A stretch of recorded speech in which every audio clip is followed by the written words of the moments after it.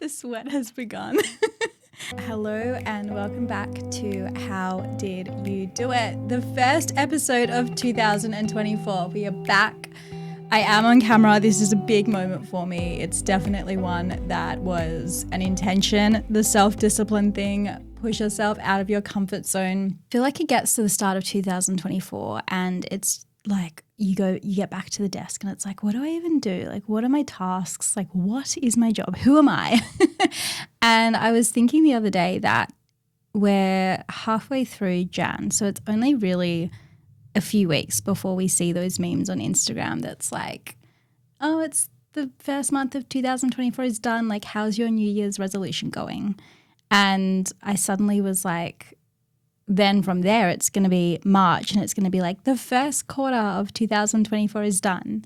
Like, what are you doing to hit your achievements throughout the year? And it made me really reflect on the whole conversation that I was having around New Year's resolutions and how they're not helpful because they put all of this pressure. There's all this build up at the end of the year of like, what did I achieve in the year?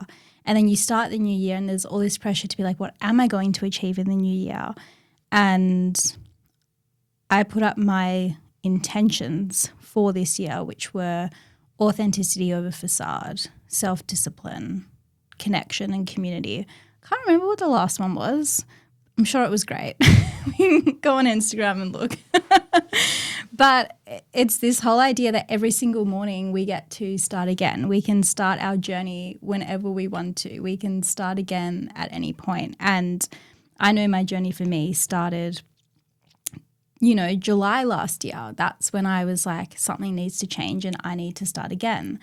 Start again in the sense of whatever I'm doing isn't working for me. And I think that it's something that I heard this statistic the other day that was like the first thing people do in the morning, 86% of people reach for their phone as the first thing in the morning. And that sets up the tone for the day. So every morning you either wake up and you reach for your phone, you have the same routine, you get your coffee, you brush your teeth, whatever your order is. If you are doing that same thing and in that same routine and you are wanting change, then you are actively being passive in what you are choosing to do in your life. So to become conscious, the first thing that we need to be doing is changing our first thing that we do in the morning, because that automatically gets us into the subconscious brain. Your subconscious can't run you when you're changing what you're doing. So that's one thing that I would say, if you are in this place of all of this pressure is building up and you want to do something with your year and you don't know where to start and you don't know what the steps are, the most helpful thing you can do for yourself is to change the first thing that you do in the morning. And I was in this conversation not too long ago where we were chatting about why it's so hard to do the thing that's good for you and why it's so easy to do the things that are bad for you. And I'm sort of at a point with my journey in the podcast and with everything that I'm doing that people have started asking me like, well, how are you doing it? And what is the thing that you're doing that keeps you going? And it's getting to a point where these questions are coming my way, which is, how and why and what. And people aren't seeing the work that's going in behind the scenes and the conversations that go on and the planning that goes on and the self-discipline that goes on. And what I learned is that your why is your number one thing that picks you up and keeps you going even when you don't want to. And I had this self-doubt moment where I was like, sometimes I'm in like obviously a very playful, silly mood and I think I'm funny. People tell me I'm funny and I'm like, wow, my podcast and my topics are so serious. And I started doubting it all and I was like, well, I want to add humor into my podcast. I want to make people laugh. Like, why did I choose something that was so serious and that was so hard to discuss. And I had this whole story going on of like I would be coming across to the world that I am not funny, which now when I'm obviously not in that headspace makes me laugh because it's so indicative of the stories that we can fall into. And my why of this podcast was so that people could find it in a hard moment and on a hard day, so they wouldn't feel so alone in their struggle, because no matter what, we all have our struggle. And that was such a prime example as to how knowing your why is so important to keep going, because you're not always going to hit the goals that you want or the goals that you set. But if your intention behind it and your why is stronger than that, then you will keep going. One thing that I have found that has been really helpful for me in becoming conscious and mindful and making choices every single day is journaling. And it's something that I've done for a really, really long time. I think I started journaling in maybe year 7, so 14 years of age. And I honestly love reading back over those journals because my life was completely and utterly surrounded by gossip and boys and drama, which is very entertaining to read back. But I think it's also so interesting to see how your life develops, and you can sort of track what you've learnt from all the years that you've gone through, every single hardship that you have. And I think that, we get to the end of the year and people say, I can't believe it's the end of the year. I can't believe it went so quickly. And ever since I put journaling into my everyday action or everyday choice, I actually sit there and think I can believe it's December, because I write every morning the date, 1st of December, 2nd, and I tell myself, and I've done it all of Jan as well, 1st of Jan, 2nd. People are saying it's nearly the end of Jan already. I'm so aware of that because every day I sit down and I'm like, okay, today is the 17th of Jan. What are the choices I'm going to make that's going to get me to my next goal, that's going to get me moving forward? I track, self-check-in. How am I feeling? Why am I feeling that way? And the other thing is that people say all the time, people have said to me, I don't know how to journal. I don't know what to write. I come up with blank. Nothing will ever come to my mind.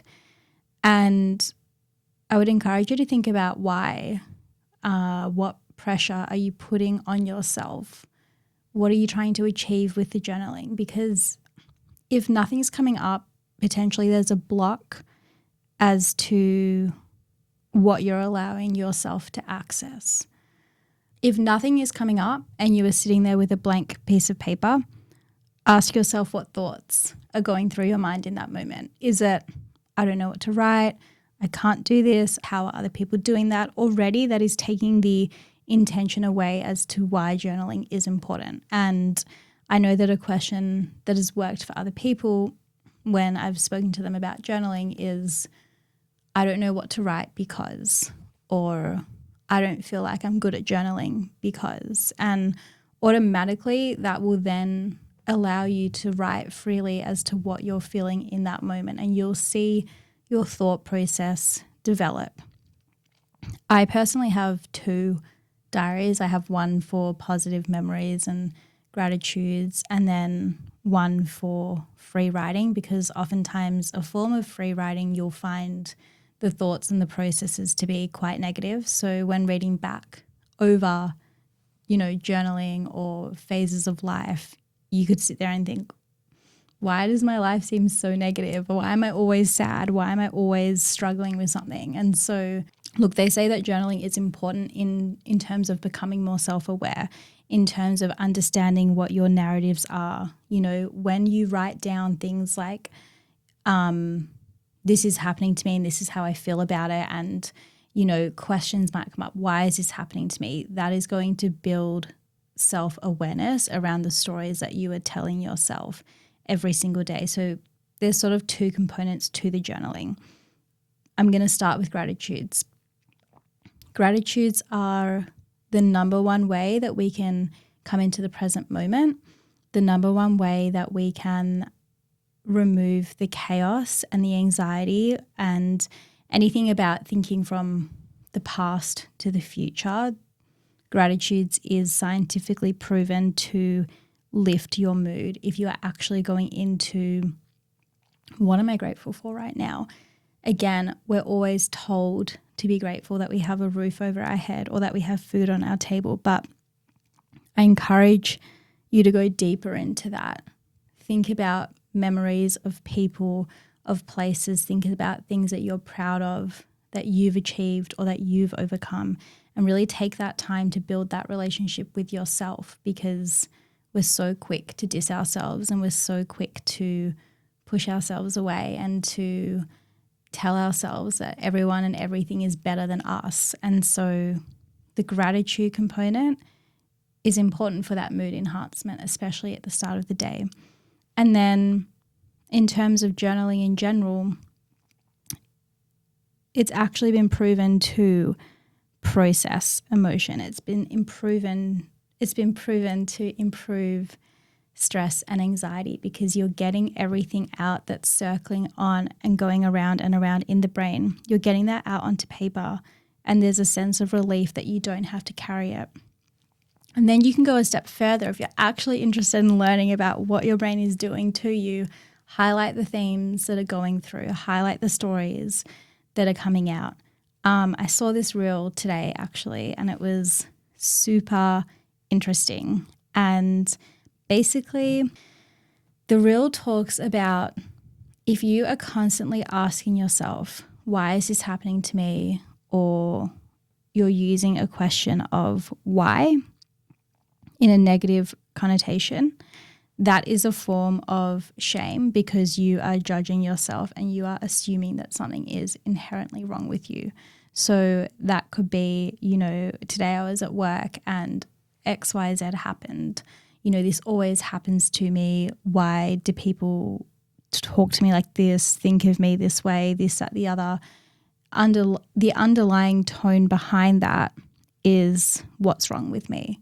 And so when you are going into the journaling of what's going on and how you're feeling and thinking about it, when you're in a better mindset, you can actually see the difference of how you're thinking and talking and the mood that's carried behind what you've written down on the page versus, maybe you've the next day gone and done some form of self-care. You can go back and be like, wow, I was really harsh on myself yesterday and I was feeling really awful yesterday, and I'm so even grateful for the fact that I'm not in that space anymore.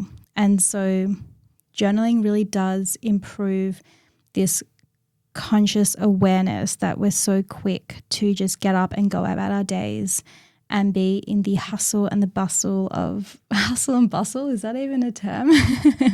We're so quick to just get up, have a coffee, go to work, do the job, come home, be tired. Like, no, what if we took a moment to be like, okay, I'm actually going to tell myself what day it is, what month is it, how am I tracking? I'm going to check in on myself.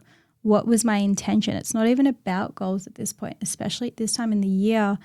It shouldn't be about all these things that we're building up to complete by a certain point in the year. Is it halfway through the year? Is it at the end of the year? No, like we can go day by day, month by month, choice by choice. And that within itself builds this conscious awareness that we can take our power back whenever we need to. And when we look at, the fact that there are all these themes throughout the year, like at the end of Jan, the first month of the year is gone. Where's the New Year's resolution? Or we're a third of the way into the year. We're halfway through the year. All of these things that pop up and themes that pop up and these narratives that are created within society, we have a choice to go against that. And I realized not too long after starting my journey with this podcast and after, really going into all of this work of challenging myself, changing myself, pushing past my comfort zone, I realized that So many people hear the information. So many people see the same thing that I see. They read the same books that I read. And we're all exposed to the same information, but who are the people that actually do it?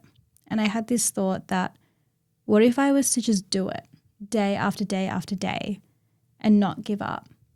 And this is, in regards to morning routine, meditation, the self-discipline, the really not doom scrolling, not allowing myself to put myself into states of fear and states of anxiety. And if I am feeling that, use the toolkits, use the journaling, use the regulation, all the guests that have come on and spoken about breath work, meditation, morning routines, yoga. Whoever's come on and had this conversation with me, I've brought them on because I've learned something from them. And it has been a step in my journey of really changing the way that I think and I see the world all through these tips. So even if you're exploring with it, I want to remind you that majority of people won't continue on with it because it's really hard to commit to change. Majority of people will lose motivation, and majority of people will ultimately fade into what's easier. And when I had that realization of I'm going to do the hard thing and I'm going to do it every day and that's going to be my intention, that is how I've gotten to this point where I am now. And it's not easy. There's definitely times where I doubt it, and there's definitely times where I feel as though, the path is unclear.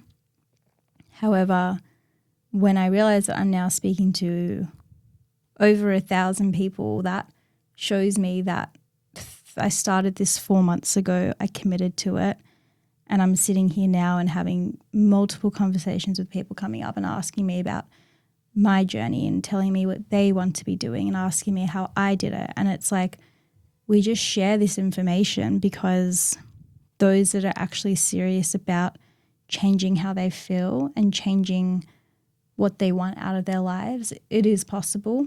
And that reminds me that I actually sent out a poll, I think end of last year, and it asked how people were feeling going into the new year. And 70% of my listeners said that they were feeling either flat or indifferent going into the new year. So if that is you, you're not alone. It's very normal to feel, this pull within you, this feeling of something needs to change, but I don't know what it is. That's never going to go away if you don't start exploring what you want to be doing. And that leads me on to another point, which is really important, that, when you want to start something, keep it within yourself. Keep it in a sacred space, because so many people will tell you every reason not to do it. And when you're expressing some type of curiosity towards something and there's no path that's known and it feels a little bit off center, you're going to believe those people as to why it's not a good idea to start it. And when feeling flat and indifferent about what your year is looking like, or, it's like, I know something needs to change, I don't know what it is, just start the things, start one action toward the thing that is pulling you, because that feeling doesn't go away, and we can try and escape it, and we can try and push it away, and we can try and distract ourselves, but ultimately life doesn't wait. Life will meet you at your next breakdown, or life will meet you, at that next time where you've done the same thing, you've learnt the same lesson, and you find yourself in the same spot. You might be able to convince other people and yourself that you're happy with how things are and the way things are, even though you know within yourself that you're not. You can keep going down that path, but you will keep meeting the same outcome. Nothing will change unless you take the first step to change. So my message for you, if you are feeling flat and indifferent and you want to change something and you feel like you have the ideas and, you know, you're in this moment of like, am I going to try it? Am I not? It just takes one action step to build the momentum. And we have a choice every single day to wake up and do the same thing, or we have a choice to set an intention and do something different that wakes us up. So to wrap it up, if you are feeling flat and indifferent going into the year ahead, know that you are not alone in that feeling. There are lots of other people who don't love their situation right now. They want to leave the job. They want to leave the relationship. They want the change. They want something new for themselves. Ask yourself, what is the one thing that you could do for you this year? And every single morning, make that choice to do one action step towards that. You know, even if it's not going on your phone and not going on Instagram and choosing to even learn about meditation. I love how I'm wrapping this up and going into a new topic, but just quickly, it is just wild to me that it's been scientifically proven that meditation is so beneficial for our brains. Our brains are literally neuroplasticity. They can mold, they can change.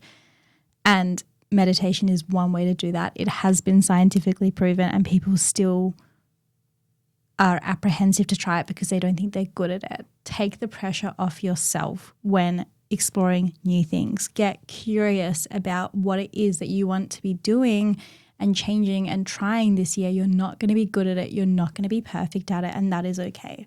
Think about a baby walking, right? They crawl first, they get up, they fall over a million times over, and they keep getting up, and eventually they walk. Why do we expect to be so good at everything the first time we try it? What could you dedicate a practice towards that is something for you, for your life, that fills your cup? There is always a reason not to do something. If you are curious to try something, whether it's, you know, exploring a new course, talent, instrument, whether it's going out and doing things on your own, whatever it is, there is a reason not to do it. And be careful who you talk to about it, because when we're already feeling uncomfortable, it is so much easier to grab onto other people's doubts to not move forward. But change is uncomfortable, and staying the same is also uncomfortable. So it's wondering or thinking or committing to which would you prefer and which would you choose. And lastly, become conscious this year. Really take the time. If you do one thing this year, take the time every morning to sit with what day it is, what month it is, where we're up to in this year, and check in. You know, if you're not sticking to your intentions, why? Find your why. We spoke about this earlier on in the episode. Finding your why will be the number one thing that picks you up when you fall down. So find the why behind these curiosities. Find the why behind why you're interested in the topics I'm talking about. Why are you listening to this podcast, and what do you feel? Like, really take the time to build that relationship with yourself, because all these little tools, when you put them together, create change slowly. It doesn't happen overnight, but the commitment to it is the number one thing that assists with that momentum. And I know that there's quite a few of you that have told me what your dream is and what you want to be working towards this year. And a few of you have told me, you know, what you would like to explore. And that is such an honor that you trust me as one of your safe people to get excited about this for you and to remind you to hold yourself accountable to this, because really it's up to us. We have the choice to go through the year doing the same thing, or we have the choice to choose again each day. I hope that you guys enjoyed this episode, and I will see you very soon with our next guest.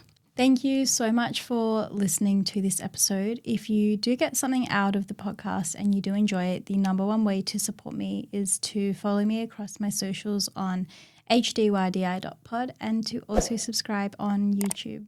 I look forward to seeing you next week.